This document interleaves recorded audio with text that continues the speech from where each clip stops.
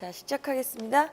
오늘 이제 교재 연구 처음 시간이잖아요. 그래서 그 OT 자료의 진도표 보시면은 그건 이제 약간 변경될 수는 있어요. 예. 그리고 이제 오늘 처음 하는 수연사는 조금 언제나 좀 앞에가 좀 오래 걸리더라고요. 그래서 항상 여기 적어 놓은 것좀 이제 학습 이론하고 이제 약간 고전적인 내용 하고요. 예. 그 다음에 여기는 우리 교육과정 안에 있는 내용하고 이렇게 항상 두 파트로 나누어져서, 그러니까 수연산, 뭐 대수, 함수 이러면 항상 이렇게 이론적인 거 하나, 실제적인 거 하나 해서 교재 자체도 두 파트로 이렇게 나눠져 있잖아요. 예.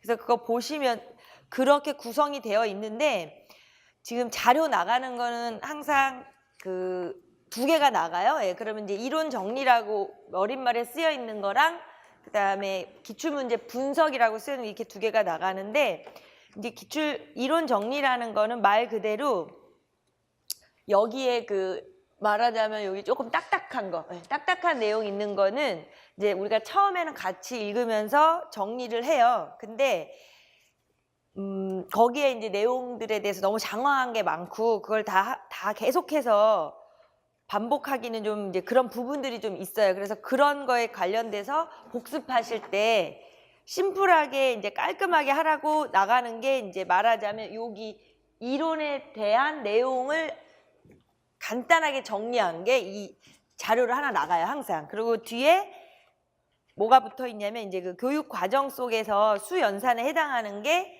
예전에는 이 교재연구 이 책 자체가 개정이 되기 전에는 여기에 있었어요. 근데 지금은 이제 그게 이제 맨날 하도 잘 바뀌니까 뺐나 봐요, 이제 여기도. 그래서 이제 그거하고 이렇게 첨가가 돼요. 그래서 자료 두 개를 항상 말씀드리는 게, 맨날 드리는 말씀이 이게 이제 공부 방법이 되게 중요한 거기 때문에, 일단은 이 원래 지금 기본 노트 정리하고 계시는 게 있잖아요. 그러니까 거기다가 이제 뭐 교재 연구 뭐 따로 하고 뭐 따로 이렇게 할 수는 없어요. 그러니까 이제 그거를 우리 지난달 하셨던 것처럼 이제 아직 완벽하게 안 돼 있으면 우선 여기서 교재에다가 이제 잘 정리하면서 포스트잇 붙여놓고 하면서 그 이론 노트에다 또 이렇게 추가를 하시면 돼요. 그래서 그때 되게 두꺼운 노트로 그 다음에 이제 막 이렇게 그 타이틀만 적어 놓으시면 이제 막 몇 장씩 띄워놓으라고 했잖아요. 이제 그게 그런 거예요. 그래서 제가 이제 이 책, 일단은 이 두 파트, 항상 한 단원 안에 두 파트가 있을 때, 이 앞 단원은 좀 재미가 없지만은 이제 이론적인 것들을 이렇게 정리한 거를 오늘 이제 당장 요번 주 해결이 안 된다고 싶으면 이제 거기 표시만 해놓고 노트에 옮기시면 되니까 그렇게 하시고, 그 다음에 뒤에 복습을 하실 때는 이론 정리라고 나간 거에 있는 내용만이라도 제대로 이제 복습을 하시면 돼요. 예. 그리고 그 다음에 이제 교육 과정 안에 있는 것들은 추가를 했고요. 예. 추가를 뒤에 한 거고, 그 다음에 이제 이 책으로 또 교육 과정을 본 다음에, 그리고 나서 이제 그 기출문제 분석이라고 나눠드린 두 번째 자료를 보면서 이제 말 그대로 문제를 푸는 게 아니라 그 문제 안에서 이제 어떻게 출제가 됐고 앞으로 이제 또 출제가 되고 이제 이런 거를 분석을 하는 거예요. 그래서 첫 번째 이론을 한 거보다는 조금 실질적이지만 세 번째 다음에 지도서를 보고 할 거에 보다는 또 조금 이론적이고 그래요. 그러니까 지금 이제 말하자면 1, 2, 3가 되죠. 이론하고 교재 연구하고 지도서하고 이렇게 1, 2, 3에 이제 중간에 와 있는 거예요. 그래서 그 흐름을 절대 놓치면 안 되고, 늘 말씀드리는 거지만 이게 뭐 어느 이론 하나를 뭐 알고 모르고 이게 중요한 게 아니에요. 이건 수교는 절대로 흐름을 놓치시면 안 돼요. 예. 그래서 일단은 이제 앞에 그 교재의 3페이지에 보면 이제 그 교수학습 이론, 그러니까 아까 말씀드린 그 딱딱한 이론들은 정말 말 그대로 여기서 우리가 이해를 하기 위해 우리나라 교육 과정 속에서 수와 연산의 교수학습이 이제 실제적으로 어떻게 이루어지고 있는가를 더 잘 이해하고 싶어서 하는 게 여기 앞에예요. 그러니까 이 앞에 너무 막 그렇게 막 목숨 걸 필요는 없지만 중요한 것들은 많이 있어요. 예. 그래서 일단 그 이제 볼게요. 예. 그래서 그 수연산 지도의 의의라 이렇게 생각을 했을 때 이제 역사적인 측면부터 시작을 해서 이렇게 흐름으로 가지만, 결론적으로 우리가 현재에 지도할 때 학생들에게 이제 어떻게 해야 할 것인가, 이제 이게 제일 중요한 거예요. 그러면 결론적으로는 수연산 지도의 의의는 한마디로 뭐 말하자면 그 한마디로 말하자면 어떻게 해요? 그냥 한마디만 안 하면 큰일 난다. 막 예를 들어 그렇다면 수연산하고 이제 연상되는 단어 뭐 이렇게 하면 수연산은 유독 다른 것도 마찬가지지만 이제 역사 발생적 원리다 이렇게 생각을 하면 돼. 일단 우선 그냥 크게 수연산 지도 의의는 왜 역사 발생적 원리인가? 이제 그것을 이유를 이제 살펴보는 거예요. 그래서 3페이지에 일단 수 개념 두 번째 또한 옆에요. 수 개념을 규정하는 게 바로 제일 중요한 게 사실은 이제 지금 이렇게 깔끔하게 마무리된 수학을 지도하는 우리 입장에서는 옆에 나와 있는 연산의 구조에 동글뱅이 쳐놓으시고요. 그 연산의 구조를 이제 지도하는 거고 사실은 이제 유아, 초등 이렇게 가다 보면 이제 더하기라는 거 자연수에서 더하기를 먼저 하니까 다다음 줄에 덧셈 구조 동글뱅이 치시고요. 이제 그거를 지도하는 거죠. 그러니까 사탕이 하나, 두 개 이렇게 해서 계속 더해 나가는 그런 애기들부터 시작을 하자면 그래서 덧셈 구조는 자연수 개념이 갖는 하나의 본질적인 측면. 자, 그런데 이제 다다음 줄에 보시면 그 덧셈이면 덧셈 하는 정의되는 연산이 결합, 교환 법칙 등을 만족하는 구조를 가지고 있는지 수체계의 대수적 구조를 동글뱅이 쳐놓으시고요.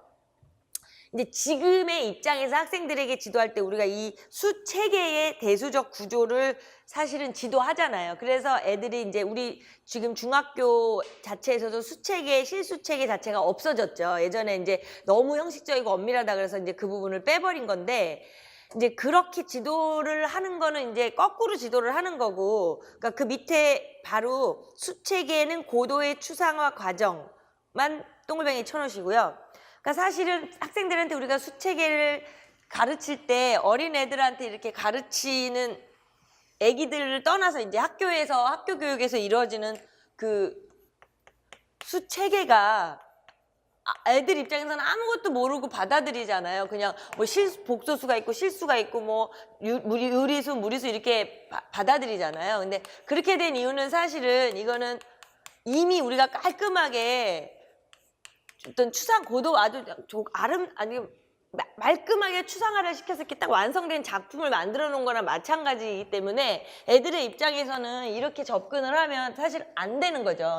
되게 어려운 거고 지금 뭔 소리를 하는지도 하나도 모르겠는데 이렇게 받아들여지게 되는데 왜냐하면 이제 그렇게 되는 이유가 그 밑에 보시면 아라비아 3, 로마자, 한문, 한글 일자 3, 셋 이런 거 있잖아요. 그런 기호들을 볼 때 그 밑에부터 윗줄 칠게요. 실제 상황의 구체성을 제거하는 개념의 형식화는 수학이라는 학문이 갖는 중요한 특성. 당연하죠. 원래 수학이 그렇게 생겨 먹었으니까. 그래서 오히려 이러한 과정을 통하여 엄밀성을 더욱 견고하게 만든다고 할 수 있다. 그건 이제 근데 수학자나 천재들이나 어른이나 우리 입장에선 그렇죠. 그래서 옆으로 가서 구체적인 대상물에서 추상적인 수 개념이 발생되어 나오는 과정이나 철학적 성격에 대해서 지나친 고민을 할 필요가 없고 그냥 형식화되어 있는 정의에서부터 수학적 작업을 시작. 천재나 수학자나 어른이나 이런 건 되지만 아동은 그게 안 되죠. 그래서 다다음 줄에 그래서 아동들에게는 수 개념은 손가락, 구슬 이런 구체적인 대상 동글뱅이 분리돼서 생각될 수 없는데 당연한 거죠. 애기들은 그래서 먹을 거로 하는 게 이제 제일 좋죠. 유아로 치자면. 그래서 한 두 줄 띄시고 기존에 가지고 있던 지식 체계 및 인지 구조를 수정하고 발전시키는 과정에서 상당한 어려움을 겪게 마련이다까지 밑줄을 치시고 그래서 쭉 이어서 칠게요. 수 개념의 학습과 관련된 학생들의 어려움을 교사가 정확히 파악해서 수 개념이 발생하는 역사, 심리적인 과정에 충분히 이해할 필요가 있다. 이 소리죠. 그러니까는 애초에는 인간이 본능적으로 구체물 없이는 수 개념을 받아들일 수가 없는데 우리 수학자들이 이제 말하자면 깔끔하게 다듬어 놓은 수학은 이제 형식적이고 아름답고 추상화시켜서 딱 만들어 놓은 수체계를 갖다 접근을 수체계로 주장을 하지만 학생들에게는 그렇게 할 수 없다는 거죠. 예, 그래서 가장 수 연산을 지도하는 데서 중요한 건 뭐냐면 뭐 잘해야 된다, 뭐 뭘 해야 된다 이것도 보지만 제일 중요한 거는 어떤 역사 발생적인 원리에 근거를 해서 학생들의 심리 상태를 이제 고려해야 한다 이렇게만 생각을 하시면 되고요. 만약에 수연산 지도의 의의를 한마디로 써야 된다 이러면 이제 그 두 가지만 생각하시면 돼요. 근데 이제 이렇게 되게 된 계기가 우리가 그러면 어떻게 학생들에게 제대로 가르쳐야 하는가를 역사적으로 발생적으로 좀 한번 살펴보자 하는 게 이제 두 번째 수가 어떻게 추상화됐느냐 이거잖아요. 예. 그래서 사실은 그 추상화라는 설명이 이제 거기 있는데 밑줄은 가벼운 밑줄만 쳐놓으시고 추상 개념이란 4페이지에 그 자체로는 구체적인 상태로 존재하지 않으며 구체적인 대상에서 다른 부분을 생략하고 특정한 부분을 추출하면서 얻어지는 것. 이게 이제 추상에 대한 정의인데 수학이라는 과목의 특징이 유독 또 추상화가 좀 세잖아요. 말하자면. 네, 그러다 보니까 수 개념의 도입은 어떻게 하는 것이 제일 좋은가를 이제 고민을 많이 했겠죠. 이제 옛날에 학자들이. 그래서 그것을 이제 두 가지 차원에서 보면 5페이지로 오셔서 한 두 번째 단락에 역사적으로 수 개념이 어디에서 추상되는가에 대한 견해의 차이까지만 밑줄 쳐놓으시고 어떤 이들은부터 생각했다까지 두 줄 정도 되죠. 이렇게 박스나 가로나 이렇게 하나 묶으세요. 그래서 어떤 이들은 수 개념이 사물 자체가 가지고 있는 본질적인 특성이므로 인간의 의식이 그것을 포착하기만 하면 추상될 수 있을 거라고 생각을 했다.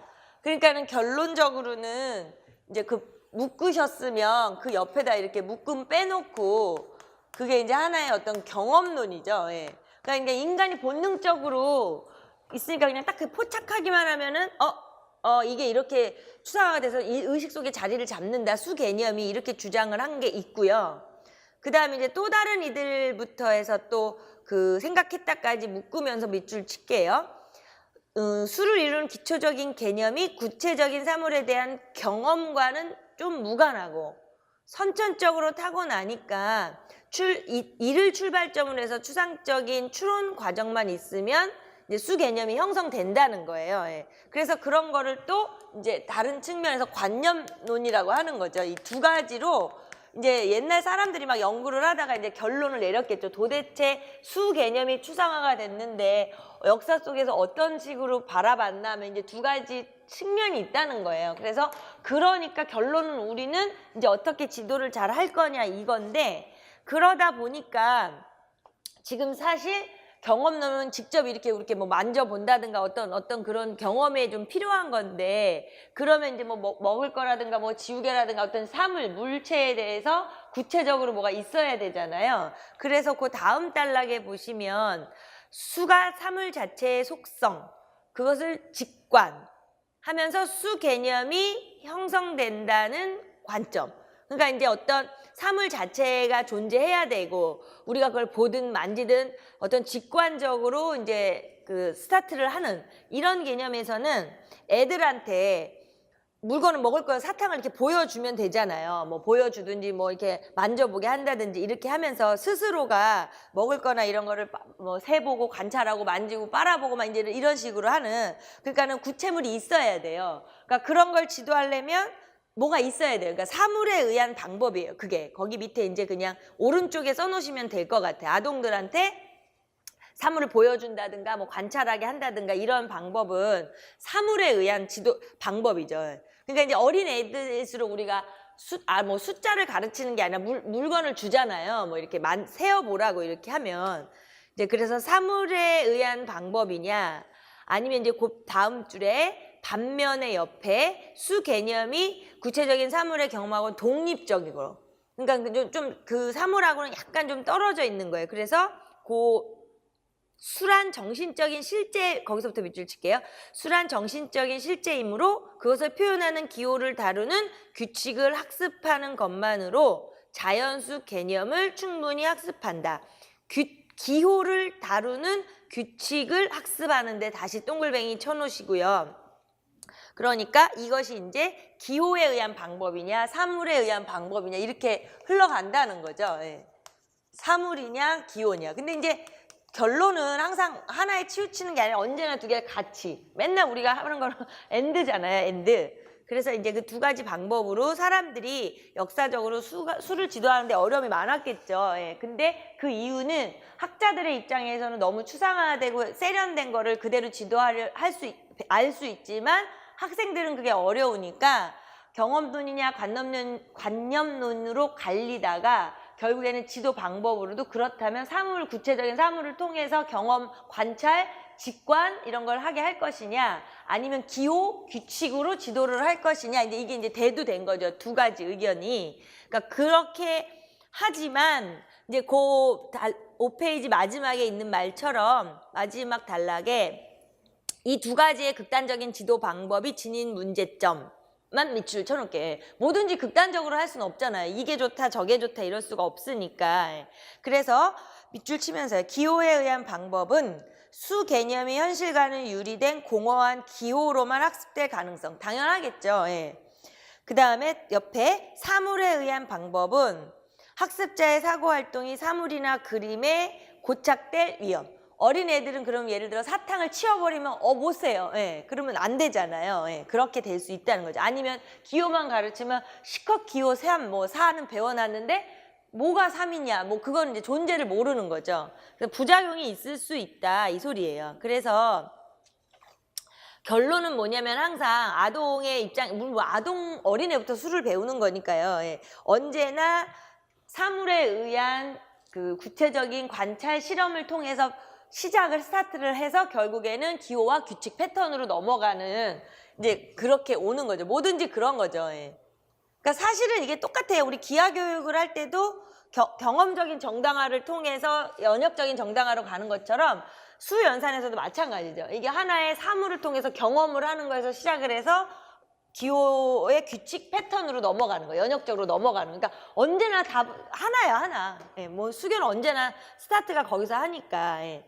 그래서 6페이지로 넘어가셔서 이제 역사적으로 학자들이 이렇게 한 거를 경험, 관념론으로 나누면서 이제 학습 지도를 우리가 어떻게 할 것이냐 이제 이렇게 하다가 그런 거를 이제 여러 사람이 얘기했겠죠. 근데 그 와중에 가장 중심이 되는 듀이하고 삐아제에 대해서 이제 얘기가 있는 거예요. 그래서 6페이지에 보면 그 수 개념이 추상화되는 원천이 구체적인 사물만으로도 설명할 수 없고 경험과 무관한 인간의 정신만으로도 설명할 수 없다. 지금 그 소리죠. 예, 어떠한 것으로도 극단적으로 할 수 없어서 이 두 가지를 짬뽕 시킨 게 듀이하고 삐아제겠죠. 예, 그래서 듀이와 삐아제가 그 중간 단락에 보면 작은 따옴표로 사물에 대한 인간의 활동. 그거 이제 짬뽕을 시킨 거죠. 예.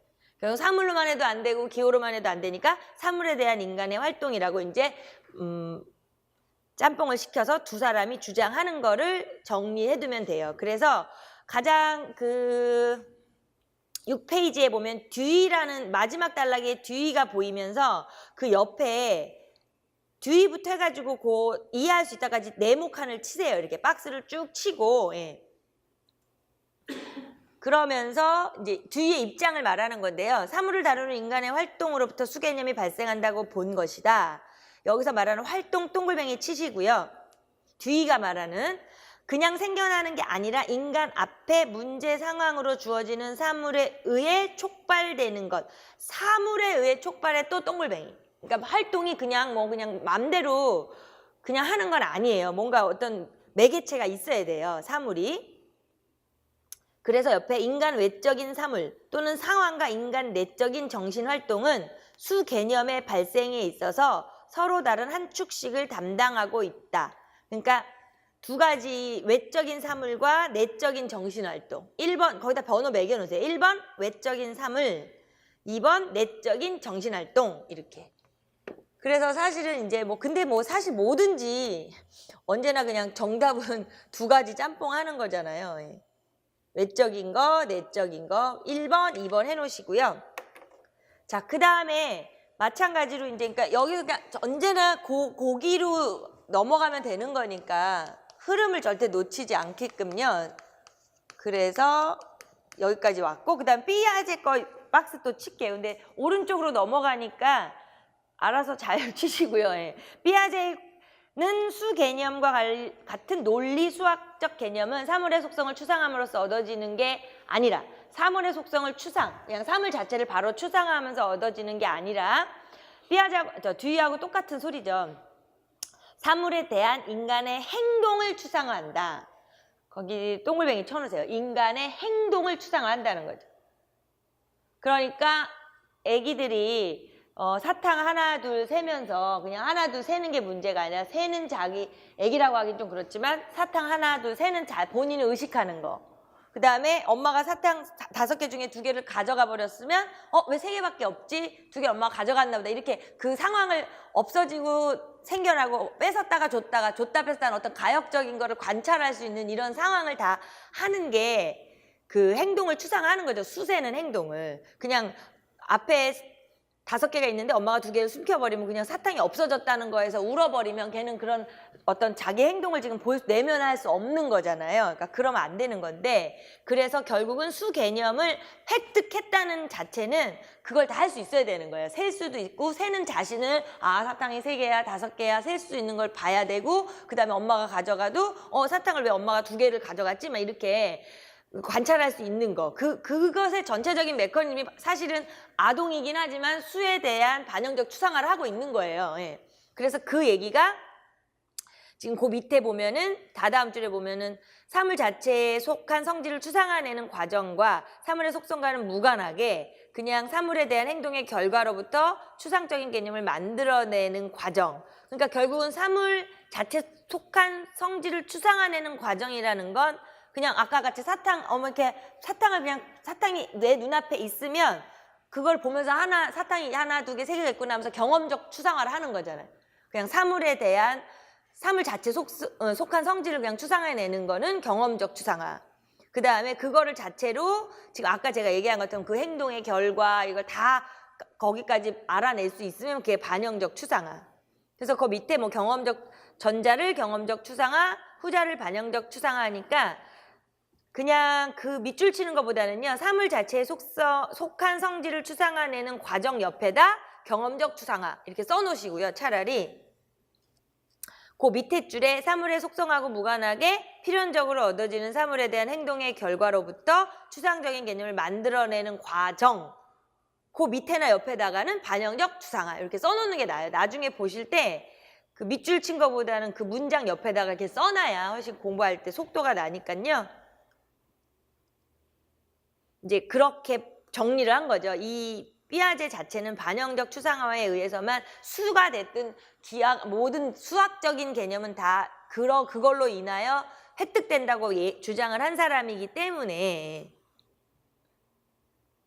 자, 그래서 이제 듀이하고 삐아제 두 사람의 입장만 정확히 지금 박스 쳤잖아요. 그럼 듀이 거 네모, 삐아제 거 네모 친 거, 그거만 딱 아시면 돼요. 그러면 예를 들어서 정리하시려고 할 때 그 수 연산으로 정리하는 것보다는요, 개념 노트에 가서 삐아제하고 듀이 거를 정리해 놓은 칸이 있을 거 아니에요. 노트에 거기다 갖다 이렇게 갖다 껴놓으세요. 몇 장 떼어놨으니까.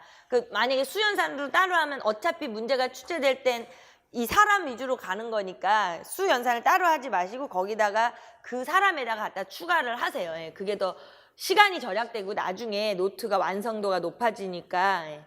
그리고 이제 이 두 사람이 이제 이렇게 주장을 했는데, 그 추상화, 본능적으로 인간에 대해서 이제 수가 원래 추상적인 수 개념이 이런 식으로 이제 출현하게 된다. 그런데 그럼 이제 좀 더 구체적으로 보자 해서 한 게, 이제 7페이지 원천 밑에를 보시면은, 그럼 이제 만약에 뭐 숫자가 이렇게 인간의 어떤 행동을 추상화하거나 사물에 대한 인간의 활동 같은 걸 통하여 이런 그 수 개념이 이제 발생을 했는 거라면, 만약에 이제 그 뒷부분부터 밑줄 칠게요. 사물을 다루는 인간의 능동적인 활동의 산물이라면, 이제 두 사람의 의견이었잖아요. 예, 그러면 수 개념을 발생하게 하는 활동이 있어야 될 거 아니에요. 예, 활동. 구체적으로 어떤 행동을 해야 된다. 활동 동글 수 개념을 발생하는 활동 이렇게 다시 이렇게 네모칸 치시고요. 그 다음에 그것을 촉발시키고 지속 발달시키는 원천. 그러니까 이제 처음에 딱 이거 3이야, 이거 5야 이렇게 해서 수 개념을 획득을 하면서 계속해서 더하기 배우고 곱하기 배우고 빼기 배우고 나누기 배우고 이렇게 발달을 해야 되잖아요. 그러니까 그건 도대체 뭐냐 이제 이 소리예요. 그래서 가장 중요한 건 이제 듀이가 말한 거는 듀이가 주장한 거는 인간이 뭐 이렇게 수 개념을 처음에 획득할 수 있는 거는 듀이는 측정 활동이 필요하다고 얘기를 했어요. 예. 측정 활동. 그리고 거기 측정 활동에 동글뱅이 별표 쳐놓으시고요. 근데 또 더 중요한 게 그 측정 활동이라는 것에 의해서 수 개념이 나타나지만 그럼 그 측정 활동은 또 어디서 생겨나냐? 그거는 인간 이제 내면인 어떤 뇌에서 우리 뇌 구조에서 인지 구조에서 한계 상황의 인식에서 비롯된다고 이제 주장을 했다는 거예요. 그래서 한계 상황의 인식도 또 네모칸 쳐놓으세요. 한계 상황을 인식하는 것으로부터 또 측정 활동이 생겨나는 거고 측정 활동으로부터 수 개념이 생겨난다고 듀이가 이제 얘기를 한 거예요. 그래서 가벼운 밑줄을 치면서 인간 두 줄이요. 인간의 활동과 관련한 모든 제한되어 있지 않은 것이 양을 고려하거나 어떤 것을 측정할 필요성이 생기지 않지만 인간이 활동하는 가운데 어떤 저항이나 한계를 느끼게 되면 그 한계 속에서 최선의 결과를 얻기 위해 목적에 맞게 수단을 조정하게 되는데 이 과정에서 양에 관한 아이디어와 측정 활동이 발생하게 된다는 거다. 그러니까 이렇게 어떤 무슨 상황이 생겨야 되잖아요. 예, 어떤 이제 여기서 이제 표현을 한계 상황이라고 했지만 약간 뭐 필요성이 더 되겠죠. 어떤 필요성, 예, 필요성. 그래서 말하자면은 애기 유아를 기준으로 했을 때는 그것을 뭐 엄마가 동생이랑 싸우니까 자꾸 나눠 먹으라 하면 어떤 필요성에 의해서 그거를 이제 분류하고 서열화시키고 큰 거 작은 거 막 이렇게 내가 더 가져야지 뭐가지 하여튼 어떤 그런 필요성이 있는 거죠. 본능적인 필요성이지만 그런 게 있지 않으면은 측정 활동이 생기지 않는다는 거예요. 그래서 결국에는 이제 듀이는 그 측정을 어떻게 하는 것이 제일 좋다고 얘기를 했냐면 그 듀이라고 있는 게 세 번째 단락이 되겠네요.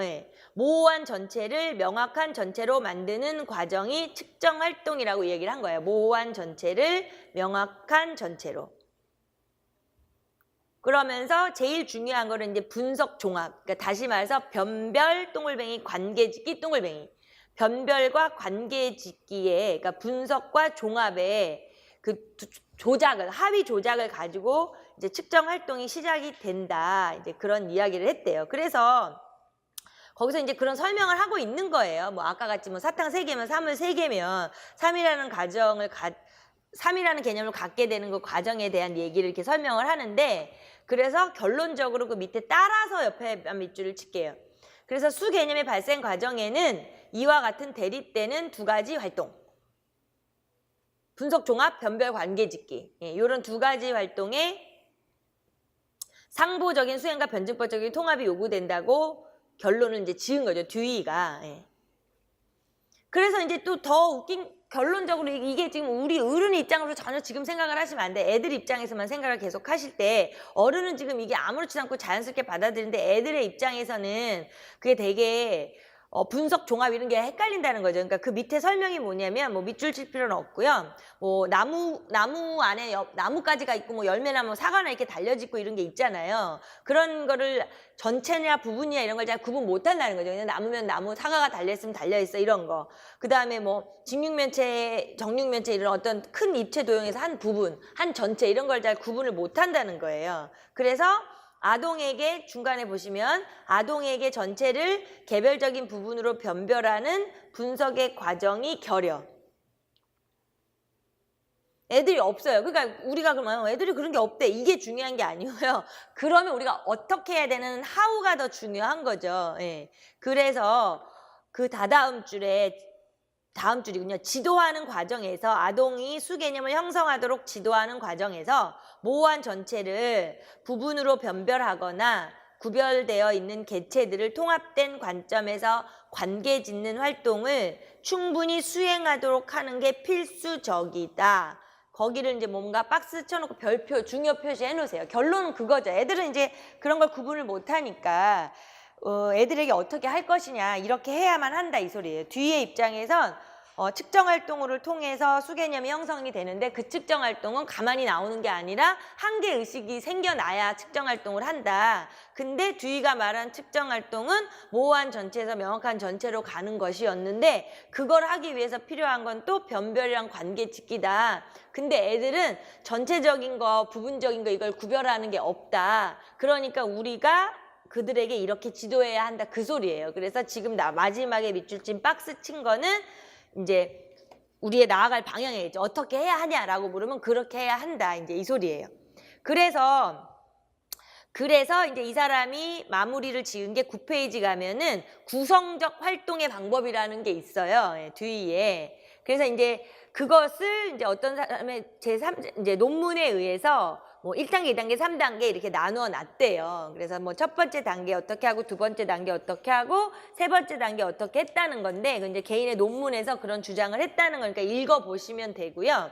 결론은 10페이지로 가서 그 듀이 산술 교수법은 하는 게 있어요. 10페이지에 그 수개념 조작적 구성의 위에 그 단락 전체를 빨간색으로 이제 별표 치면서 박스를 쳐놓으시고 사실 우리가 이제 기억해야 할 것이죠. 그래서 듀이의 산술 교수법은 수 개념을 처음부터 추상화된 수학적 대상으로 제시하는 게 아니라 측정 활동을 통하여 반성되고 성장되는 것으로 지도해야 한다는 것의 핵심이 있다.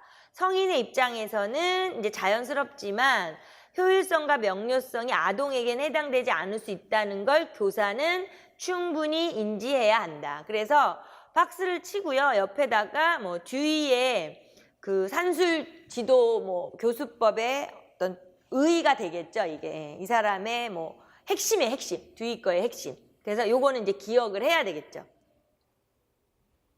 두 사람 거면 하면 되는 거라서요. 예. 이제 뭔가 만약에 수개념을 갖고 접근을 하려면 이게 듀이하고 삐아제하고 비교할 확률이 높죠. 예.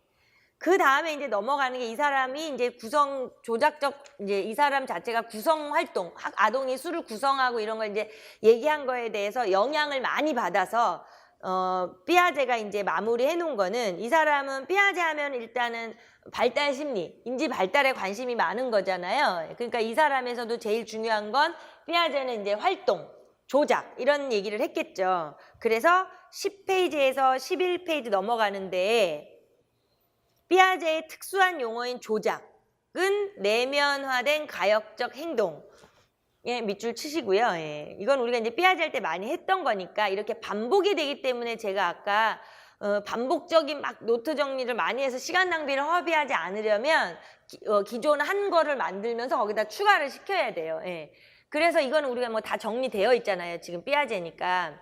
그럴 때 삐아제는 이제 원래 이 사람이 주장한 수학적 개념을 획득하는 게 조작이 제일 중요하잖아요. 삐아제는. 그럴 때 삐아제는 수학적 개념은 바로 행동의 일반적 조정에 대한 반영적 추상화의 결과로 구성되는 조작이라고 설명을 한다. 그러니까 수학적 개념을 형성하는 하는 거에 가장 필요한 게 이 사람 일단 조작이에요. 예. 그러니까 이제 애들이 그 조작을 하는 게 숫자를 아까 뭐 사탕이 됐든 뭐 빵이 됐든 이걸 하나둘씩 이렇게 만지면서 세어가는 이런 거기 때문에 제일 중요한 거는 뭐냐면 그 하나, 두 번째, 세 번째 단락 그렇다면 옆에 조작과 조작이 되지 못한 행동의 어떤 차이. 그러니까 삐아제가 말하면 조작한 거냐, 조작하지 않은 거냐 이거의 차이점이 뭐냐 이 소리거든요. 그러니까 이 사람이 말하는 거는 행동이 내면화되고 가역적 되어야 된다는 거예요. 행동이 내면화, 가역적. 별표 쳐놓으시고요. 삐아제가 말하는 그게 조작을 한 게 뭐야. 그러니까 아동이 정말 제대로 된 수 조작을 한 게 뭐냐라고 물으면 이 아동이 내면화하고 가역적 했냐 이거예요. 그러니까 아까 얘기한 것처럼 내면화한 거는 내가 사탕을 세면서 이게 사탕이 하나야, 두 개야, 세 개야 이렇게 세고 있는 자기 자신을 보는 거죠. 그러면서 가역적이라는 건 엄마가 뺏어간 거, 가져온 거 이런 걸 이렇게 인지하는 거예요. 쉽게 말하면 그렇게 되는 거예요. 그러니까 그 밑에 바로 보시면 행동의 가역성을 갖는다는 건 간단히 말하여 행동의 출발점으로 되돌아갈 수 있는 가능성을 갖는다는 것. 그래서 하나도 한 서너 줄 뜨면 한편 옆에 행동의 내면화 있죠. 거기도 또 밑줄. 자신의 행동을 의식하는 것으로부터 시작하는 거. 근데 제일 중요한 거는 둘이 뗄래야 뗄 수가 없어요. 동시에 일어나게 되는 거죠. 예. 그러니까 그 내면화를 한다는 거는 가역성을 갖는다는 건 이미 내면화돼야 가역성이 되는 거잖아요. 가역적인 사고를 할 수 있는 애는 내면화를 할 수 있단 말이에요. 예. 그러니까 근데 그거를 뭐 언제 하고 이렇게 무자르듯이 자를 수 있는 게 아니라 거의 이제 동시에 되게 되는 거겠죠. 근데 그래서 그 밑에 보시면 이러한 옆에 내면화 가능성과 가역성이라는 두 특성을 갖춘 행동은 가시적인 현상을 넘어서 잠재적인 현상도 머릿속에 다룰 수 있게 되어 여기에 조작의 의미가 있다. 그래서 이제 그것을 우리가 삐아제 기준으로 보면 구체적 조작기랑 형식적 조작기 사이에서 우리가 이제 사실은 수에 대한 보존 개념이 이제 생겨나느냐 안 생겨나느냐에 따라 달라지는 거죠. 예. 그래서 마지막 단락의 두 번째 뒤에 보시면 구체적 조작기의 아동들은 구체적인 사물에 대해서만 조작이 가능하다. 그쵸. 이제 뭐 유치원생 한 7살 뭐 이제 초등 한 3, 4학년 요 정도 애들은 그런 거잖아요. 그런데 두 줄 띄고 가설적인 것이 현실적인 것의 특수한 사례에 불과한 것으로만 보인다는 점의 한계. 구체적 조작기 애들이요. 그러면서 그 밑에 보면 처음부터 가설적인 것을 먼저 머릿속에 그릴 수 있어서 현실적인 것을 가설적인 것의 한 특수한 사례로 보는 사고는 하지 못한다. 그러니까 이제 그걸 할 수 있는 가설 연역적 사고가 가능한 게 형식적 조작기. 고등학생이 아니라 초등학교 고학년 한 5, 6학년이 아니라 중학교 이제 넘어가면서 그럴 수 있다는 거죠. 예. 그래서 그때는 이제 다음 장 12쪽에 가서 세 번째 줄 보면 형식적 조작기가 되면 이제 현실적인 거, 가설적인 거 이런 거를 이제 구분하는 거죠. 얘네들이. 그렇게 되니까 삐아제는 그 인지 발달 그거를 주장한 심리에 더 연구를 많이 한 사람이기 때문에 수 개념 자체도 그렇게 나누어서 그때는 이렇게 할 수 있고 이때는 이렇게 할 수 있다. 그러니까 사실 이제 제대로 완벽하게 하려면 수 개념을 완벽하게 획득하기 위한 조작, 내면화된 가역적인 행동을 할 수 있는 그게 되려면 사실은 이제 구체적에서 형식적 조작기까지 가게 되는 거기가 이제 완성이 된다. 이제 이렇게 되는 거죠. 자, 그래서 이제 그 다음에는 무슨 얘기냐면요. 이제 이 사람들이 연구를 할 때 그 12쪽에 막 복잡한 얘기가 많이 있어요. 근데 그 수학적 개념을 획득하는 거에 있어서 듀이가 말한 거는 이제 측정 활동이 이제 여러 가지 측면에서 스타트가 측정 활동에서 시작을 하는 거고 삐아제가 말한 거 이제 하나의 조작으로 했잖아요. 그러니까 이 조작으로 주장을 하다 보니까 그 수학적 개념을 획득하기 위한 그 조작에 어떤 시스템이 있어야 되는 거 아니냐, 인간에게. 이제 그 얘기가 12쪽에 있는 거예요. 그러니까는 이제 그거를 삐아제가 그 조작을 하려면은 이제 뇌 속 인지 구조 내에 어떤 시스템이 자리를 잡아야 하냐면 하나의 대수적 구조를 갖춰야 된다. 이제 이 소리예요. 그래서 그 밑에 보시면 왜 거기 보면 이제 그 진돗개가 있는데 A가 진돗개인데 A-는 진돗개를 제외한 모든 개. 그 두 개를 합했을 때 B라는 모든 개가 되고 그 다음에 개하고 그 다음에 개를 제외한 개과 B-랑 합쳐서 또 이제 개과의 동물인 C가 되고 뭐 C랑 C-랑 합쳐서 이제 개과를 제외한 포유류하고 합쳐서 결국엔 D라는 포유류가 되고 이게 지금 사실은 포함 관계잖아요. 이렇게 포함되고 이렇게 해서 포함 관계에 의해서 집합을 지금 분류해 가고 있는 거예요. 그러니까 이러한 그 대상을 분류하는 거예요. 지금 그러한 그 말하자면 이제 누가 더 큰 거니까 포유류가 이렇게 위계적으로 이제 분류하고 있는 거잖아요. 그래서 이제 그 그림 자체가 집합을 가법 군성체다 이렇게 불러요. 그러니까 군성체가 그냥 우리 군 있죠. 우리가 알고 있는 그 그룹하고 유사한 개념이 되는 거예요. 유사한 개념이 되지만 이제 결정적인 차이가 있는 게 이제 말하자면은 이제 인접 조작이라 해서 바로 이제 진돗개면 진돗개를 제외한 바로 그 진돗개를 제외한 개. 그러니까 인접 조작이라고 하죠. 그 바로 인접된 거하고만 에디션이 가능한 거예요. 그 다음에 또 이제 모든 개, 그럼 개를 제외한 개과 또 바로 인접된 거하고 에디션하고 이렇게 계속 그런 거를 이제 진짜 군하고 군성체의 차이가 그렇다는 거예요. 그러니까 일반적으로 우리가 그 그룹은 닫혀 있게 되고 결합하고 결합법칙 항등원 여건을 찾아가는 그 성질 만족하는 군과 군성체의 차이는 그 정도의 차이인데 그 전에 이 대수적인 구조를 집합의 분류를 통해서 한다. 그래서 이 그림이 집합의 가법 군성체라고 부르는 거예요. 그래서 그 집합 군성체에서는 그룹에서 갖는 그 성질과 유사하게 아래와 같은 5가지를 갖는다는 거예요. 합성 가능성. 그러니까 에디션을 하는데 다만 아까 얘기한 것처럼 인접 조작만 가능해요. 그러니까 말하자면 집합으로 하면 진돗개 아닌 거 이런 식으로. 그리고 역시 가역성, 결합법칙, 뭐 일반 항등 조작, 뭐 특수 항등 조작 이런 거를 한다고 이제 정리를 한 거예요. 그러니까 그 5가지가 그 군성체가 갖는 그 조건이에요. 예, 그래서 그 5가지가 있는데 결국에는 나중에 이제 이 가법 군성체는 우리가 일반적으로 이제 배우고 있는 대수학에서 말하는 그룹하고 구조가 비슷하더라. 예, 그렇다는 얘기예요. 그냥 그렇게 이해하시면 되고. 그래서 근데 여기서 중요한 건 그 가법 군성체가 중요한 게 아니고요. 예. 삐아제가 이제 얘기하고자 하는 게 뭐냐면 수학적 개념에서 수를 획득하기 위해서 필요한 게 어떤 포함관계에 의한 집합을 분류할 수 있느냐. 이렇게 우리가 수 개념을 획득할 때 학생이 이제 구체적, 형식적, 조작계 이런 애들이 이런 식으로 집합을 분류해서 포함관계에서 집합을 분류할 수 있는 능력 and 서열화 능력 이 2가지를 가지고 있으면 수 개념을 획득할 수 있다라는 걸 확인을 한다는 거예요. 그러니까 그게 더 중요한 얘기예요. 그래서 13쪽에 가면 포함 관계에 의한 집합의 분류에 1번 매겨 놓으시고요. 그 다음에 오른쪽 끝에 서열화에 2번 이렇게 해놓으세요. 그래서 그게 더 중요한 거예요. 그 옆에 뭐 군성체가 어떻고 이거가 중요한 게 아니라 분류를 할 수 있느냐 서열화를 할 수 있느냐. 그러니까는 사실은 아까 듀이가 말한 분별하냐 관계짓기냐 똑같은 소리예요.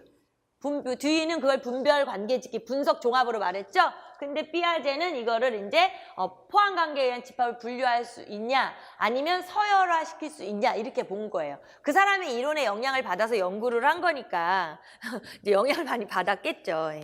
자, 그래서 1번 집합의 분류, 2번 서열화 이 2가지를 해야 이제 할 수 있을 때 우리가 이제 정말 조작을 통하여 수의 개념을 획득을 할 수 있다는 거죠. 삐아제 얘기가.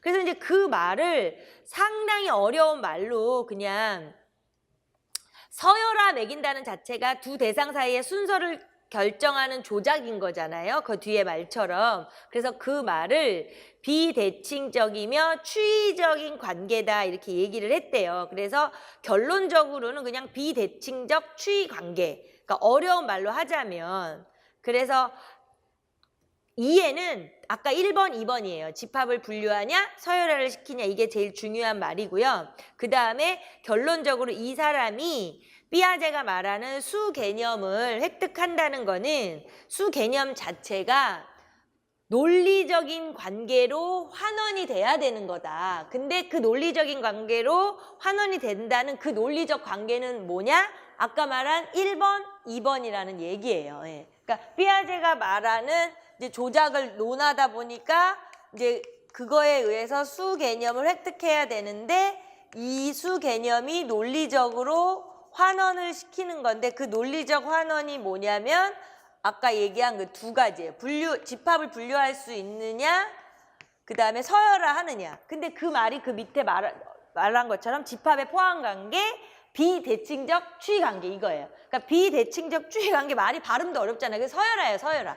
그렇게 생각하시면 돼요. 예. 괜히 말하려면 그게 발음이 어려우니까. 하지만 그냥 집합의 포함관계, 비대칭적 추이관계 이렇게 생각하면 되는데 더 중요한 거는 집합의 포함관계를 한다는 거에 더 중요한 건 분류를 한다는 게 더 중요한 거예요. 예. 분류할 수 있는 거. 그래서 우리가 왜 유치원 애들한테 처음에 애기들한테 막 선호사들한테 숫자 이런 거를 가르치는 수개념 획득은 일단 분류를 먼저 막 시키잖아요. 예. 그래서 그렇게 할 수 있느냐 이거고 사실은 그 비대칭적 추이 관계라는 그 말은 발음이 꼬여서 서열화 이 2가지를 이제 해야 한다. 이게 이 사람의 주장이 되는 거예요. 그래서 듀이하고 삐아제하고를 정확히 이렇게 구분을 해 놓으시면 돼요. 그래서 그 말이 아까 듀이에 왜 박스 쳤잖아요. 듀이의 뭐 산술교수법의 의의나 중요성 이래서 그것처럼 삐아제 건 어디 있냐면요.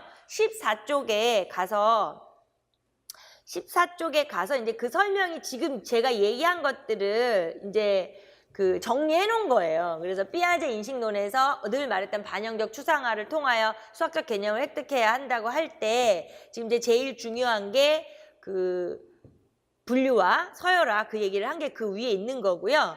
우리는 어디다 별표 박스를 칠 거냐면 정수와 유리수 위에 조작 체계로서의 수개념에 대한 피아제의 설명을 따른다면 하는 그거 전체에 별표 박스를 쳐놓으세요. 예. 그러면서 수개념 지도에서 아동의 활동이 갖는 역할을 중요하게 생각하지 않고 사물에 대한 직관이나 언어적 수단에만 의존하는 건 잘못. 피아제는 그건 아니라고 주장을 한 거죠. 그래서 어린 아동의 경우에 구체적인 대상에 대한 분류 활동이나 계열화, 서열화 활동이 수개념의 구성에 필수적인 역할을 한다는 것에 유의할 필요가 있다. 그래서 이제 애들은 분류를 작게 하지만 아까 점점점 뭐 구체적 조작기에서 형식적 조작기로 가는 중학생 정도가 되면 이제 집합의 관계를 통하여 또 분류를 하고 이렇게 하는 거죠. 예. 그래서 여기서 박스를 쳐놓으시고 이게 이제 피아제의 어떤 수개념 획득, 수산술 지도의 의, 뭐 중요성, 필요성 이 소리예요. 이 사람의 핵심. 아까 뒤 거의 핵심. 그 두 가지가 이제 제일 중요한 얘기예요. 결론적으로. 그래서 그걸 잘 정리해 놓으시면 되고요. 그래서 이제 아까 말한 전체적으로 이제 인간의 본능에 의해서 그 수 개념을 획득하게 되는 이제 그거까지가 그 가나 항목이 이렇게 된 거고요. 그 다음에가 거기 이제 정수 유리수 구체적으로 우리가 이제 우리 지도해야 하는 대상의 학생들에게 이제 그거를 해야 하는 내용이 거기 있죠. 예. 그래서 이제 본능적으로 이 두 사람의 의견이 이제 이렇게 되는데 그 14쪽에 보시면 자, 음수 개념의 역사적 발생에 대해서 우리가 이제 뭐 귀에 딱지가 않도록 우리가 잘 알고 있지만, 그죠? 예. 그것의 문제가 아까 앞에서 얘기한 듀이나 피아제가 주장한 거에 근거를 둔다고 해도 인간이 본능적으로 양에 치우치잖아요. 그래서 크기, 뭐 넓이, 개수, 막 뭐 어떤 내 걸 조금이라도 더 세려고 하고 막 이런 거 있잖아요. 그러니까 그런 양적인 거에 치우쳐 있다 보니까 음수가 나타났을 때 다들 받아들이지 않게 하는 거죠. 그러니까 사실 이건 되게 철학적인 거죠. 그죠? 사람이 너무 이기적이다 보니까 그럴 수 있어요, 사실은. 그래서 그 얘기가 되는 거죠. 그러니까 우리가 아동도 그렇고 우리 인간도 우리들도 옛날에 고대에는 자연수, 그 덧셈, 그냥 그걸 가지고 하나씩 추가해 나가는 이런 것만 봤었는데 그런데 뜬금없이 음수라는 게 나오다 보니까 이제 당황을 하게 되니까 그게 지금 15쪽에 가서 보시면 19세기 세 번째 줄에 보시면 19세기 이르기까지도 수 개념을 크기, 개수, 길이, 넓이 등의 양적인 관념. 그러니까 인간이 거기에 치우쳐 있다 보니까 받아들이기 어려웠던 거예요. 사실 그게 제일 큰 것 같아요. 전 개인적으로는. 그래서 음수 개념을 하나의 수로 받아들이는데 어려움을 겪었다.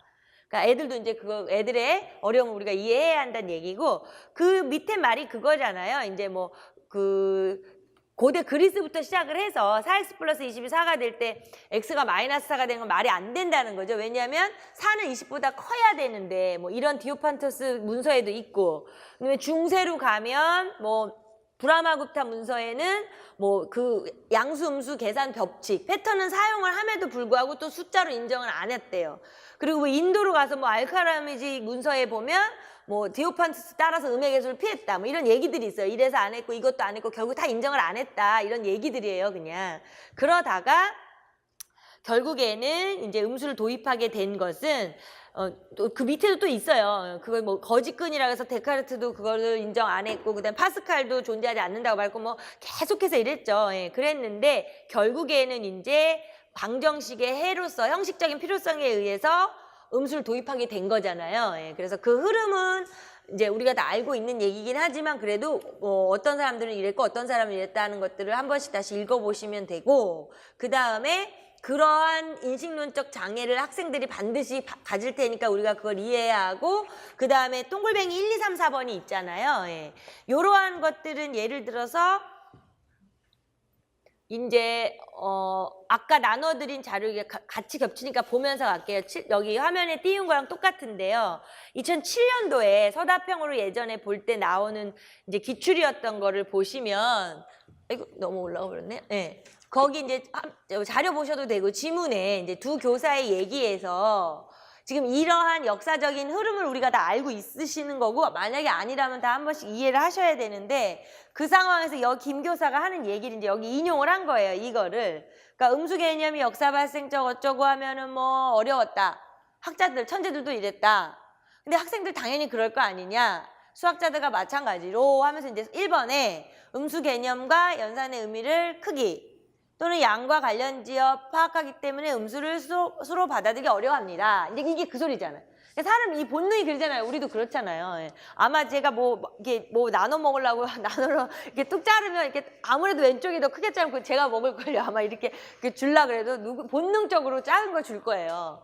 그러니까 이제 거기에 이제 양적인 게 치우쳐 그랬을 것이다라고 했는데 지금 그게 중요한 게 아니라 여기 보시면 이제 그 1번에 그 예를 써라 이제 이렇게 출제가 됐던 거예요. 그러니까 그 예가 사실은 지금 여기에 1, 2, 3, 4번에 해당이 돼요. 그래서 제가 그거는 굳이 그냥 뭐 답도 다 써놨어요 거기에. 그러니까 그건 우리 책 봐도 되고 여기 봐도 되고 이제 그게 뭐냐, 그 어려워하는 이유가 뭐냐, 뭐 어떻게 작은 수에서 큰 걸 빼냐, 뭐 그 있잖아요. 예. 그다음에 마이너스 3이 작은 수인데 왜 작은 수를 제곱한 게 또 더 커져 버리냐, 뭐 이런 거. 이제 그런 얘기들 뭐. 그래서 1, 2, 3, 4번이 이렇게 연결을 시켜 놓고요. 출제가 됐었고 또 될 수도 있어요. 예. 그러니까 책에 뭐 1, 2, 3, 4번에 이렇게 연결하고 왼쪽에다가 뭐 그거 써놓으시면 되겠죠. 음수를 수로 받아들이기 이제 꺼려했던 이유예요. 그게 1, 2, 3, 4가 뭐 그렇게 해놓고 연결 음수를 수로 받아들이기에 꺼려했던 이유. 그게 이제 그때만 그 시절에만 그런 건 아니다는 거죠. 진짜 실제로 그래요. 애들도 그런 질문 한다고요. 선생님 왜 그래요? 뭐 어떻게 큰데 작은 걸 빼요? 이렇게 질문을 한다는 거죠. 현재에서 애들도. 그래서 이제 그런 거 그 책에 나와 있으니까 그렇게 음수를 수로 받아들이기 뭐 꺼려하는 거 했던 이유를 거기 1, 2, 3, 4에 연결을 해놓으면서 16쪽으로 넘어가면 되죠. 자, 그래서 이제 여기에 그 16쪽에 음수 지도를 위한 모델 위에 보면은 이제 결국에는 천년의 시간이 흐르면서 이랬다 저랬다 그 와중에도 엄청나게 많이 규칙이랑 패턴을 사용하면서도 수를 인정하지 않았던 것 뿐이잖아요. 근데 이제 결과적으로는 이제 한켈이 형식적 구조만으로 음수를 이해하면서 설명하는데 이제 마무리를 진 거죠. 그 중간중간에 하다가. 예. 그래서 그 얘기하는 거예요. 그 중간은. 그래서 그냥 읽어보시면 되고요. 그리고 이제 이렇게 돼서 현재도 그렇고 그때도 이 1000년 동안 이렇게 그 음수를 수로 인정하고 싶어서 했던 천재들이 수학자들이 했던 일은 이제 증거를 찾은 거죠. 모델을 찾으면서 이제 이러니까 수가 맞아 이걸 지금 확인하고 싶어서 계속 모델을 찾는 일을 했던 건데 결국에는 이제 지금까지도 완벽한 건 없다는 게 결론인데 그래서 16쪽의 음수 지도를 위한 모델에 음수 체계의 존재성은 형식적 고찰을 통해 정당화될 수 있지만 구체적이고 물리적인 세계에서 음수의 계산이 유용성을 가지는 것 또한 사실이다. 그쵸? 예, 그건 당연한 얘기죠. 그러니까 그렇게 써먹은 거죠. 수 아니야 이러면서도 계속해서 써먹었던 거죠. 그 학자들이. 자, 그런데 이제 결과적으로는 뭐냐면 이제 어디에 박스 쳐놓고 이것도 이제 하나의 시험의 모범 답안이 될 거예요. 17쪽에 위에 올라가서 이러한 옆에 이제 이러한 상황에서 최선의 방식은 있잖아요. 예. 그러니까 이러한 상황이 뭐냐면 모델이 아직까지도 완벽한 건 없는 이런 상황에서 자, 그 자체로는 완전하지 않지만 다양하게 개발되어 있는 여러 모델들 각각에서 음수 개념의 어떤 요소가 잘 구현되어 있는지 이해하고 이 모델들을 통한 직관적 해석 별표, 형식적 접근 별표를 함께 상보적인 방식으로 사용해야 하는 것이다. 를 해놓고 전체 지금 그거를 박스를 쳐서 별표를 쳐놓으시고요. 오른쪽에다가 또 써놓으세요. 이게 이제 출제가 되면 그럴 거예요. 이제 어떤 음수 지도를 위한 모델 있잖아요. 예. 그러니까 완벽한 모델이 지금 없는데, 구체적인 완벽한 모델이 없지만 사실 지금 우리가 학교에서 실제로 이런 샘돌 모델을 막 이걸로 연산 법칙을 가르치진 않아요. 근데 소개는 다 해요. 그리고 우체부 모델은 좀 뭐 아직은 우리나라 모델이 아니고 이제 뭐 미국에서 뭐 이렇게 애들 영상 돌리다가 막 이런 걸 찍어가지고 이제 한 그런 비디오 자료였대요. 그래서 좀 우리나라하고는 이게 어울리지는 않는데, 아무튼 뭐 그런 모델, 이러한 모델을 그러니까 학생들한테 소개는 하죠. 소개는 현재 교육 과정에서. 근데 그 이유가 뭐냐면 위에 지금 박스 친 그 이유예요. 예. 완벽하지 않은 모델이지만 학생들에게 수를 지도하는 데 있어서 어떤 직관적인 해석을 좀 도와주기 위해서, 예. 그러니까는 그냥 음수 개념이 이런 식으로 이렇게 약간 흡수되어 있다, 이런 식으로 표현한다, 뭐 이런 거 이제 보여주는 거죠, 학생들에게. 그러기 위해서 이제 모델뿐만이 아니라 모델을 통한 직관적인 해석이랑 그 다음에 형식적인 접근이랑 두 가지를, 그러니까 이것도 아까 그거랑 똑같아요. 예.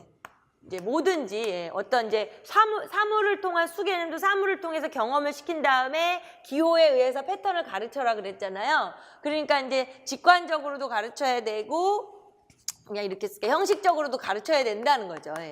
그게 거기서 이제 나온 얘기예요. 사물을 통해서 직관적으로 한 거랑 기호를 통해서 패턴을 가르쳐야 된다 했잖아요. 예. 옛날 뒤 삐아지 역사적으로부터도. 그래서 그게 현재에도 지금까지도 그것 때문에 자꾸만 이제 이 모델을 찾느라고 애를 썼다 이거죠. 그러니까 사물에 의한 방법, 기호에 의한 방법. 예.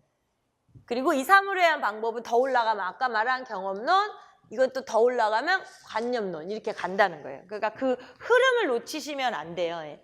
그래서 그 별표를 쳐놓으시고 그런 뭐 수학적 음수지도의 구체적 모델에 관련돼서 뭔가 답안을 써야 되면 이게 모범 답안이죠. 결국엔 뭐 그럴 수 있잖아요. 뭐 이런 샘돌 모델 같은 거 아까 같이 뭐 이런 교사들이 대화할 때 뭐 애들한테 샘돌 모델 해봐야 애들이 이해도 못하고 어려워만 하고 뭐 수를 뭐 더 헷갈려 합니다. 이러면 뭐 상대 교사가 그렇죠. 그렇지만 그럼에도 불구하고 어쩌고 저쩌고 해서 해야 합니다라는 말을 해야 되잖아요. 그러니까 그게 이 말이라고요. 맞아요. 애들이 샘돌 모델을 통해서 음수를 완벽하게 이해는 못하지만 그래도 학생들에게 우리가 구체적인 사물을 통해서 직관적으로 접근을 시키고 해석을 시키고 그 다음에 형식적으로 지도를 해야만 학생들의 수 개념을 획득하는데 우리가 가장 바람직한 방법일 것 같아요 라고 이제 얘기할 거라고요. 그러니까 그런 걸 물어볼 수 있다고요. 이제 이런 상황이라고 해도요. 그러니까 되게 중요한 결론이고요. 그 다음에는 사실은 이 문제에서도 이제 그래서 여기서 이제 그러잖아요. 구체적인 음수 지도의 모델을 하고, 자기는 이제 그렇게 한대, 이 박 교사가. 구체적인 음수 지도를 하고, 그러니까 직관적으로 하고, 그 다음에 균합적 외사법을 하고, 그 다음에 형식적 부력을 이용해서 지도를 한대요, 본인은. 그러니까 이게 지금 제가 얘기한 얘기고요. 그 다음에 여기서는 문제에서는 이랬어요. 이번에 요 구체적인 음수 지도 모델을 예를 쓰라고, 예를. 그래서 이제 그냥 해놓은 것 뿐이에요. 여기 샘돌 모델이다. 교재에 있는 거랑 똑같아요. 뭐 수직선 모델이다. 그 다음에 이제 그 얘긴데요. 지금 이제 결론은 그러니까 우리가 해야 할 것이 이 모델들 있잖아요. 이 고전적이지만 이 모델들의 법칙이랑 그 다음에 장단점, 요거 딱 정리해 놓으시면 돼요. 이게 요번에만 출제된 게 아니라 여러 번 출제됐기 때문에 지금 이 나눠드리는 기출문제 분석 자료 이제 복습하시면서 거기다 보지 말고 이제 정리해 보시면 돼요. 그래서 샘돌 모델은 올해도 샘돌 모델로 그리라고 하는 거 나왔고 계속 나오잖아요. 예. 그래서 여튼 여기도 이렇게 나왔었고요. 그 다음에 먼저 볼까요? 그러면 이렇게 보시면 마지막인가 보면은 여기도 이게 14년이죠. 이때도 이렇게 아예 샘돌 숫자 이렇게 주고 문제가 이랬어요. 문제가 이렇게 정수하수 연산 디도하는데 샘돌 약점 보완하는 점, 수직선 장점, 그러니까 그거의 약점 보완하는 점, 균합점 이렇게 세 가지를 다 그러니까 요거 가지고 나중에 정리 한번 해보시라고 제가 이렇게 한 거예요. 샘돌 모델의 약점, 보완점 하는 게 수직선 모델. 그 다음에 수직선 모델의 약점을 또 보완하는 게 균합적 외사법의 장점. 이렇게 요거만 딱 정리해 놓으시면 돼요. 근데 이게 출제가 안 되는 게 아니라 계속 되고 있어요. 이제 될 수밖에 없어요. 왜냐하면 저 모델이 중요한 게 아니라 아까 얘기한 그 모델의 우리가 모델을 이용하여 학생들에게 지도해야 하는 그 의미가 중요한 거라서 이제 출제가 되긴 돼요. 그래서 왜 17쪽에 샘돌 모델인데 이제 그 검은돌 양수, 흰돌 음수에서 소멸 법칙 있잖아요. 2개씩 똑같이 나오면 없어지는 거. 그러니까는 어떤 사람이 이거 헷갈려가 이런 걸 쓰자고 하는지 몰라서 작년에 안 썼다는 사람도 있더라고요. 이거 그려놓으면 되는데.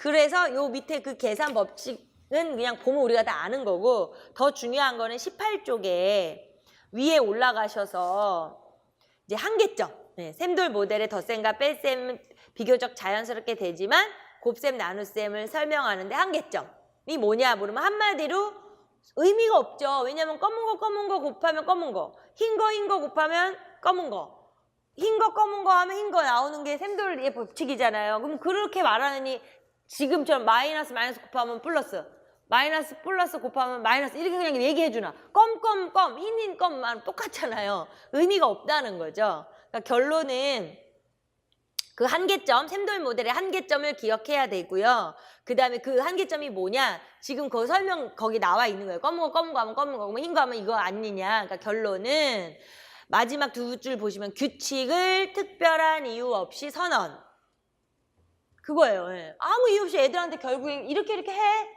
계산해 이렇게 해야 된다는 거죠. 그래서 음수 곱하기 음수가 양수가 된다는 것을 그냥 받아들이게 하는 것과 다르지 않다. 그냥 받아들인다. 그럼 뭐더러 하냐 이거죠. 그 다음에 이제 우체부 모델은 특히 그래요. 우체부 모델은 근데 거의 우리나라에는 잘 나오지는 않아요. 시험 문제에도 보시다시피. 근데 이제 그냥 어음하고 고지서하고 해서 가져오는 거 덧셈, 가져가는 거 뺄셈 이런 스타일로 간다는 건데 이것에서 중요한 것은 이제 그 곱셈은 그래도 설명이 가능하고 나눗셈은 좀 가능하지 않다. 우체부 모델에서는. 그래서 이 19쪽에 그 박스 밑에 그 표 밑에 박스를 쳐놓으면서요. 그냥 우체부 모델과 유사한 실생활 모델은 많다. 그쵸? 예. 이러한 모델은 일상적으로 일어나는 현상을 통하여 음수 개념의 필요성, 동글뱅이 쳐놓으시고요.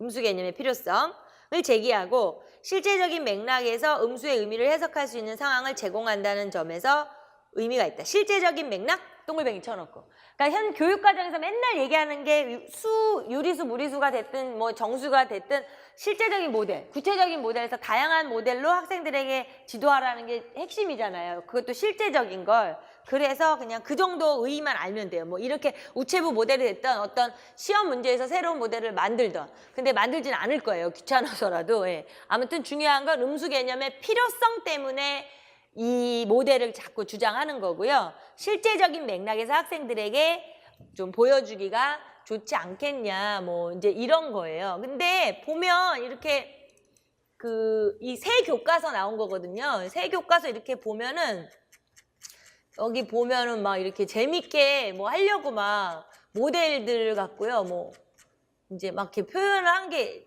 이렇게 잠깐만요. 이거는 아직 그게 아니라 이거는 천재 교과서인데요. 뭐 넘어가 버렸네 봐요.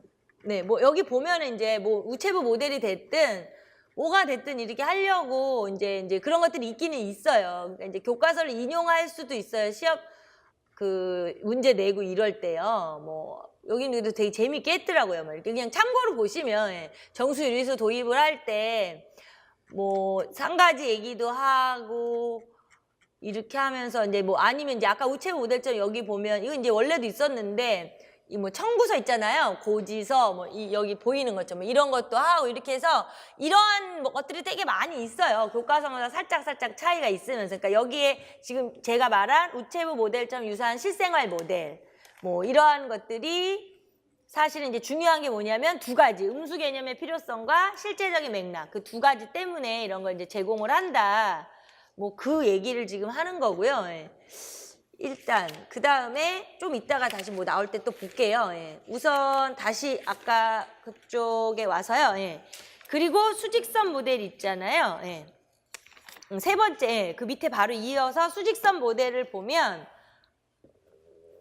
아까 축제된 거를 수직선 모델은 우리나라 모든 교과서에서 다 그렇게 하고 있어요. 덧셈하고 뺄셈은 이걸로 지금 많이 하고 있거든요. 그래서 이제 근데 곱셈, 나눗셈 거의 이제 균합적 외사법을 많이 쓰는데, 그러니까 지금 19쪽에 수직선 모델에 보면 음수 개념을 설명하기 위해 가장 많이 사용되는 것이 수직선 모델이다. 네, 맞아요. 가장 많이 사용하고 그냥 거의 이걸 쓰고 있는데, 그리고 이제 실생활의 맥락에서도 뭐 수직선으로 하면 애들이 다 이해가 제일 좋기는. 근데 이제 그 화살표 보세요. 3은 오른쪽으로 향하는 길이가 3인 거고 마이너스 3은 왼쪽으로 향하는 걸 이제 아동들한테 설명을 하면 학생들한테. 그러니까 이제 이럴 때는 그 음수를 밑줄 칠게요. 그 수직선 표 밑에 음수를 처음 학습할 때 겪는 어려움은 수가 크기를 나타낸다는 관념에 기인한 것이다. 그쵸? 양적인데 꽂혀 있다 그랬잖아요. 그래서 수직선 모델에서는 크기 외에도 방향이라는 요소가 음수 개념에 포함되어야 한다. 그래서 다음 줄에 순서 구조를 그대로 유지하고 있다는 장점. 순서 구조 유지 장점 별표 쳐놓으시고요. 예. 그래서 이제 애들이 이걸 하면 이해하기가 더 쉽죠. 예. 그래서 지금 그 밑에 설명이 덧셈 뺄셈 할 때는 이제 그림으로 볼까요? 20쪽에. 20쪽에 가셔서 마이너스 2 더하기 3이니까 이제 왼쪽으로 마이너스 2로 갔다가 그 화살표 꼬리에서부터 더하기 3이면 오른쪽으로 3칸 가는 거잖아요. 그러니까 애들이 이거 쉬울 거라고요. 더하기 빼기는. 마찬가지로 2 빼기 4도 그 작은 수에서 어떻게 큰 걸 빼요? 이러는 애들한테다 대고 말하기엔 좋잖아요. 2에서 오른쪽으로 2칸 갔다가 왼쪽으로 4칸을 가요. 이렇게 하면 이제 애들이 그런 얘기는 안 할 거라는 거죠. 예. 그런데 이제 그 두 번째 곱셈 수직선 모델에서 곱셈을 설명하는 방법. 그 중에서는 이제 반복되는 덧셈. 그러니까 마이너스 2, 마이너스 2, 마이너스 이런 식으로 반복되는 덧셈. 이렇게 하는 경우가 있는데 이럴 때 음수를 곱할 때에 그 음의 부호를 방향을 바꾸는 것으로 이해를 한단 말이에요. 그러니까 밑에 보시면 첫 번째 화살표는 마이너스 2, 마이너스 2, 마이너스 이렇게 3번 하잖아요. 근데 두 번째 거는 마이너스 2 갔다가 그 3번을 가야 되는데 방향이 바뀌어서 오른쪽으로 이렇게 한 번, 두 번, 세 번 이렇게 가버리잖아요. 그러니까 애들의 입장에서 지금 벌써부터 아까는 이랬다가 왜 이랬다가 하냐라는 이제 의미가 되잖아요. 그러니까 다시 말해서 지금 나눗셈도 마찬가지고요. 예, 나눗셈도 마찬가지인데 그 밑에 그림 밑에 보면 수직선 모델의 약점은 있는데 음의 부호가 다중적인 의미를 갖는다는 것, 다중적인 의미 별표 뭐 무지하게 맨날 나오고 있는 얘기죠. 수직선 모델 나오면 그냥 음의 부호 다중적 의미 나와요. 예, 갖는다는 것이다. 그 다중적 의미 3가지. 왼쪽을 향한다, 반대 방향이다, 뺄셈이다. 그게 21쪽에 있어요. 그렇죠? 왼쪽을 향한다, 반대 방향이다, 뺄셈의 역할을 한다. 그러니까 다중적인 의미에다가 그냥 이렇게 써놓는 게 좋을 것 같아요. 1번, 2번, 3번. 그렇죠?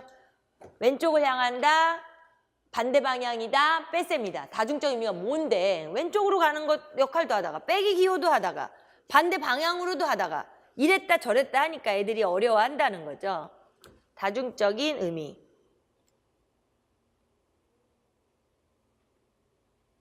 그래서 결론적으로요. 예, 결론적으로 아까 말씀드린 지금 이 띄어있는 이 문제 보면서 그거 3가지 정리하시면 돼요. 셈돌, 수직선, 이제 귀납적 외사법 이렇게 정리하시면 잘 될 거예요. 그래서 그 마지막에 있는 그게 이제 아까 앞쪽으로 다시 가서 여기서 이제 이 박 교사가 한 거에 구체적인 지도 모델 이제 이렇게 하다가 자기는 귀납적 외사법으로 한다. 그 소리가 지금 이제 21쪽에 이제 형식 부력의 원리 거기까지를 하고 유리수 개념부터 좀 이따 할게요. 일단 형식 부력의 원리는 그 첫 번째 단락 전체를요 박스를 쳐놓으시고요. 음수 개념을 직관적으로 설명하는 데에는 어떤 모델도 나름의 한계를 가진다.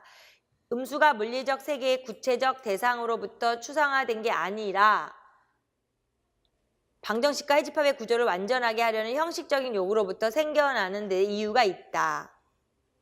기인한다. 이러한 음수 형식적인 본질을 고려한다면 음수를 구체적인 모델을 통해 지도하기보다 자연수 체계에서 확장된 순수한 형식 체계로 지도하는 것이 오히려 더 필요하다는 주장이 가능하게 된다. 그냥 그런 것도 있다는 얘기죠. 그것만 고수할 수는 없고요. 예. 자, 그래서 원래 형식 부력의 원리, 이거는 형식 부력의 원리라는 자체로도 출제된 적이 있어요. 객관식 나올 때도 있는데 아직 우리 서답형으로 바뀌어서 사실은 이제 기입형 나온 적은 없는데 기입형으로 나올 확률이 좀 있긴 있죠. 예. 뭐 지금 나온 것 중에 제외하면 기입형은 또 똑같은 게 나오긴 그러니까. 그래서 자연수로부터 정수로 확장하는 것 같은 수체계 확장에서 하나의 원칙이 되는 것이 형식 부력의 원리인데 있죠. 그 밑에.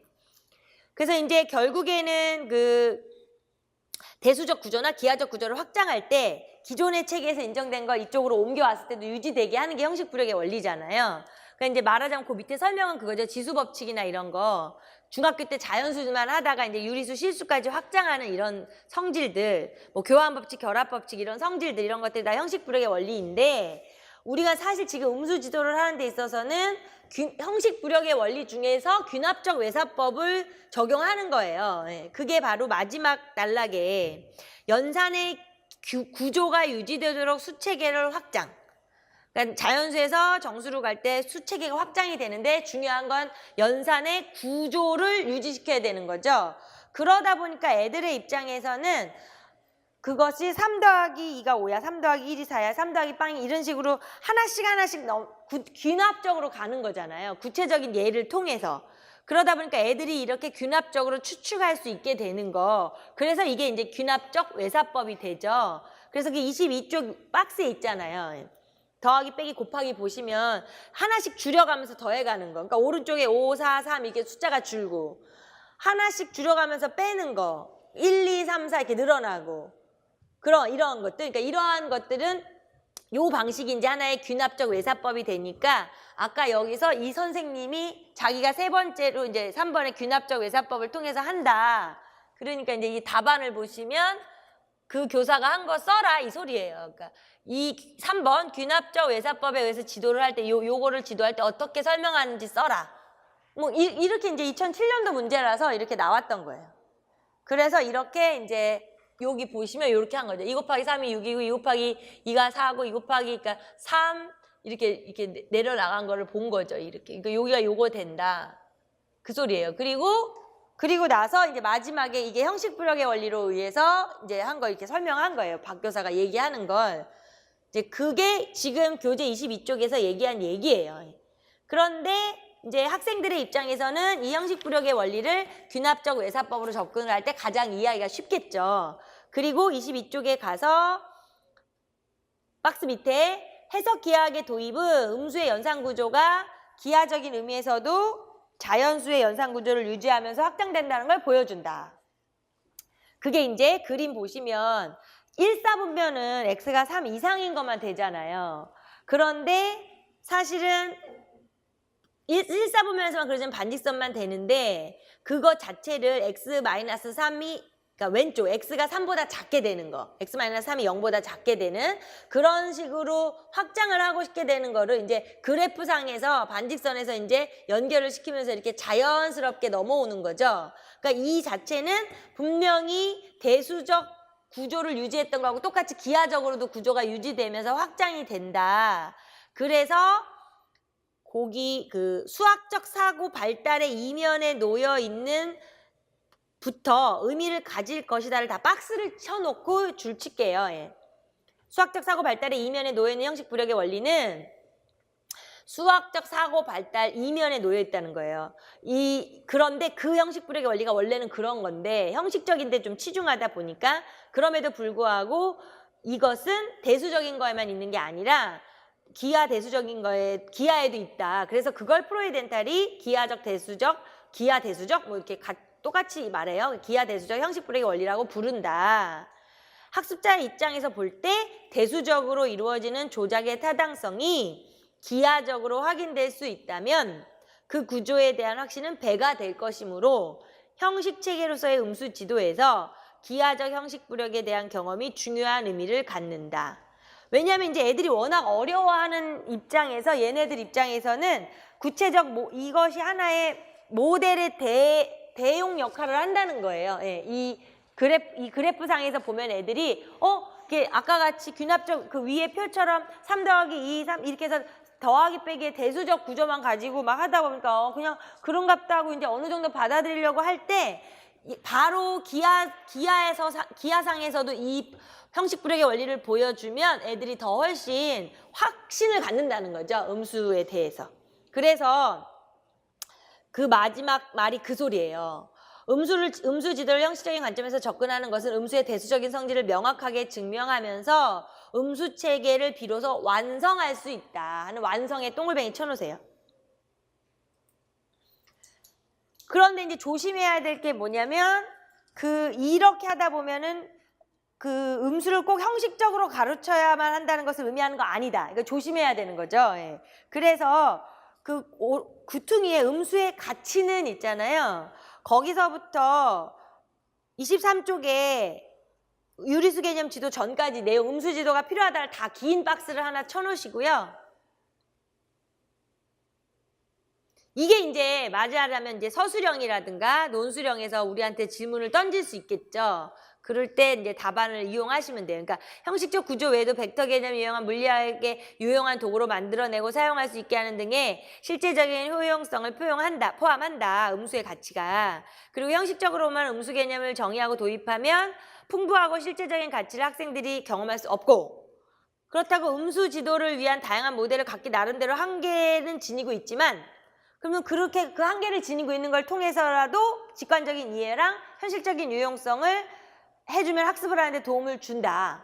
부인하기 어렵다 그 소리잖아요. 그래서 이러한 문제를 충분히 고려해 직관적인 거 형식적인 방법의 조화가 음수 지도가 필요하다. 그러니까 음수 지도의 바람직한 방법 뭐 이렇게 학생들에게 우리가 음수 지도를 해야 하는 나아가야 할 뭐 방향 뭐 이렇게 물어볼 수 있잖아요. 그러면 요 답을 쓰면 되는 거죠. 근데 이제 가장 중요한 건 직관적인 이해와 형식적인 방법이라는 말이 꼭 들어가야 되고, 직관적인 말이 들어간다는 뭔가 모델 얘기가 나오면 직관적인 얘기랑 유용성을 꼭 낀 거, 그런 핵심 단어를 넣어야죠. 예. 그리고 나서 형식적인 거 방법으로서는 결국에는 이렇게 완성을 시키는 거다. 음수 체계의 도입을 쐐기를 박는 거다. 뭐 이제 이렇게 만들면 되죠. 그래서 지금 제가 여기 이렇게 박스 쳐놓으라는 거 있죠. 그런 건 반드시 다 옮겨서 정리해 놓으시라는 그거예요. 자꾸 박스 치라고 한 표현이요. 그리고 박스만 쳐놓으시면 안 되고 옆에 꼭 같이 말을 붙여놓고요. 그래서 좀 쉬었다가 너무 많이 했나 봐요. 좀 쉬었다가 객관식 문제부터 다시 한 번만 보고 유리수 개념으로 넘어갈게요. 그 자료에. 그리고 왜 저 뒤에 답 받으셨어요? 지난주 답 있어요, 저기? 아, 네.